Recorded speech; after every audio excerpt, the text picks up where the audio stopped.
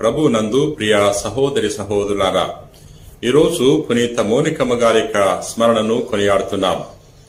ఈమె ఉత్తర ఆఫ్రికాలో తగస్తాయ్ అనే పట్టణంలో క్రీస్తు శకము 331 సంవత్సరంలో జన్మించింది. ఆమె పట్రీషియస్ అనే అన్య మతానికి చెందిన వ్యక్తిని వివాహం చేసుకుంది. పట్రీషియస్ మోనికమ్మ ఎడల కఠినంగా ఉండేవాడు. తాను పరివర్తన చెందాలని, క్రీస్తుని తెలుసుకోవాలని మోనికమ్మ గారు నిరీక్షణతో సుమారు 18 సంవత్సరాల పాటు నిర్వధికంగా ప్రార్థన చేసింది. తన యొక్క ప్రార్థన ఫలితం వల్ల తన భర్త పట్రీషియస్ పరివర్తన చెందాడు, క్రీస్తును విశ్వసించాడు. ప్రియ సహోదరి సహోదరులారా, తన కుమారుడు అగస్టిన్ గారు ఈ లోక వ్యామోహాలతో జీవిస్తున్నప్పుడు తన కోసం ఎంతగానో ప్రార్థన చేస్తుంది. అగస్టిన్ గారు హృదయ పరివర్తన చెందాలని, ప్రభువుని తెలుసుకోవాలని నిరీక్షణతో పట్టుదలతో ప్రార్థన చేస్తుంది. తన యొక్క ప్రార్థన ఫలితముగా అగస్టిన్ గారు హృదయ పరివర్తన చెందాడు, క్రీస్తుని తెలుసుకున్నాడు, గొప్ప వేద పండితుడు అవుతున్నాడు. ప్రియ సహోదరి సహోదరులారా, మోనికమ్మ యొక్క ప్రార్థన ద్వారా తన భర్త, తన కుమారుడు అగస్టిన్ గారు క్రీస్తుని తెలుసుకోగలిగారు. మనం కూడా మోనికమ్మ గారి వలె గొప్ప ప్రార్థనా పరులు అవ్వాలి. మన ప్రార్థన ద్వారా మనము ఇతరులను మార్చగలము, పరిస్థితులను మార్చగలము. మోనికమ్మ గారు పట్టుదలతో, నిరీక్షణతో ప్రార్థన చేసింది. ఆమె ప్రార్థన చేసిన వెంటనే దేవుని అనుగ్రహం పొందుకోకపోయినా విశ్వాసాన్ని కోల్పోకుండా నిరీక్షణతో, పట్టుదలతో ప్రార్థన చేసింది. మనం కూడా మన ప్రార్థనా జీవితంలో ఇదే రీతిలో జీవించాలి. ప్రియ సహోదరి సహోదరులారా, నేటి సువిశేషము మత్తయి సువార్త 23వ అధ్యాయము 23వ వచనం నుండి 26వ వచనం వరకు. నేటి సువార్తలో యేసు ప్రభువు పరిసయ్యులను, ధర్మశాస్త్ర బోధకులను ఖండిస్తున్నారు. అయ్యో పరిసయ్యులారా, ధర్మశాస్త్ర బోధకులారా, మీకు అనర్థము. ఎందుకంటే మీరు పుదీనా, సోపు, జీలకర్ర వాటిలో 10వ వంతు చెల్లిస్తున్నారు, కానీ ధర్మశాస్త్రంలోని ప్రధానమైన చట్టాలను మీరు నిర్లక్ష్యం చేస్తున్నారు. ధర్మశాస్త్రంలో ఏది ముఖ్యమైనదో ఆ ముఖ్యమైన చట్టాలను మీరు పాటించట్లేదు. నీతిని, న్యాయాన్ని, ధర్మాన్ని పాటించట్లేదు. దేవుని యెడల విశ్వాసంతో జీవించట్లేదు అని ప్రభు తెలియజేస్తున్నాడు.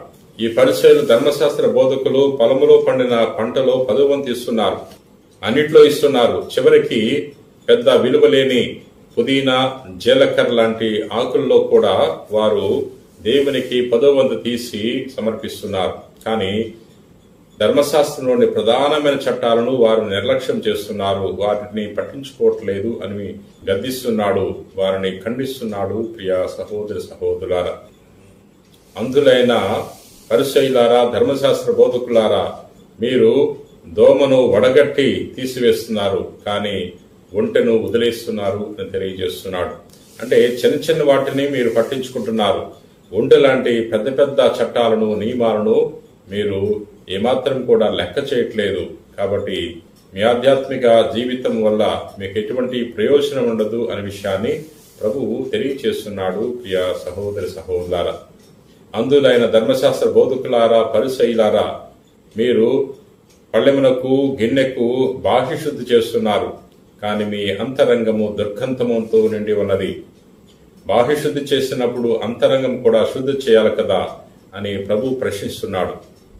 ఈ పరిసయ్యులు, ధర్మశాస్త్ర బోధకులు చూడటానికి చాలా గొప్పగా కనిపించేవారు, పవిత్రంగా కనిపించేవారు, ప్రార్థనాపరులుగా కనిపించేవారు, ధర్మశాస్త్రాన్ని తూచా తప్పకుండా పాటించేవారుగా వారు కనిపించేవారు.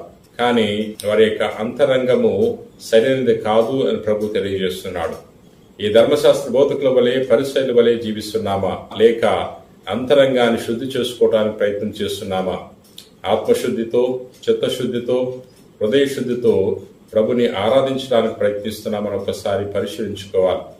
ఈ ధర్మశాస్త్ర బోధకుల వలె, పరిసయ్యుల వలె మనం కూడా చిన్న చిన్న నియమాలను గొప్పగా పాటిస్తూ ఉంటాం, పెద్ద పెద్ద నియమాలను అశ్రద్ధ చేస్తూ ఉంటాం. ప్రియ సహోదరి సహోదరులారా, ధర్మశాస్త్రం పాటించాలి. ధర్మశాస్త్రంలో అతి ప్రధానమైన ఆజ్ఞ దేవుని ప్రేమించటము, రెండవది సహోదరుని ప్రేమించటము. ఈ క్రమంలో నీతిని, న్యాయాన్ని, ధర్మాన్ని పాటించాలి. ఇవి పాటించకుండా మిగిలినవన్నీ పాటించినా దానివల్ల ఉపయోగం లేదు అనే విషయాన్ని ప్రభు తెలియజేస్తున్నాడు. ప్రియ సహోదరి సహోదరులారా, అందుచేత ఈ వాక్యాన్ని ధ్యానం చేసుకున్న తరుణంలో మనం కూడా దేవుని యొక్క చట్టాన్ని పాటించటానికి, దేవుని యొక్క ధర్మశాస్త్రాన్ని ధ్యానం చేసి ముఖ్యమైన వాటికి అధిక ప్రాధాన్యతనిచ్చి జీవించటానికి ప్రయత్నం చేద్దాం. ప్రార్థన చేసుకుందాం. ప్రేమ కలిగిన ప్రభువా, దయగిన సర్వేశ్వర, ప్రభువా నేను స్తుతిస్తున్నాం, మహింపరుస్తున్నాం, ఘనపరుస్తున్నాం. ప్రభువా నేటి సువార్తలు పరిసయ్యులు, ధర్మశాస్త్ర బోధకులు చిన్న చిన్న నియమాలకు ఎక్కువ ప్రాధాన్యతనిచ్చి అతి ముఖ్యమైన ధర్మశాస్త్రాన్ని, చట్టాలను వారు అశ్రద్ధ చేసేవారు. ప్రభా మేము వారి వలె కాకుండా ధర్మశాస్త్రాన్ని తూచా తప్పకుండా పాటించే గొప్ప మనస్సును, విశ్వాసాన్ని ప్రసాదించండి. ఓ ప్రభువా, నీ వాక్కు మా పాదములకు దీపము, మా త్రోవకు వెలుగు. కాబట్టి మేము ఎల్లవేళలా నీ యొక్క వాక్కు ప్రకారంగా ఈ లోకంలో జీవించటానికి కావలసిన విశ్వాసాన్ని, మంచి మనస్సును ప్రసాదించమని మా నాథుడైన క్రీస్తు ద్వారా మనవి చేయుచున్నాం తండ్రి. ఆమేన్.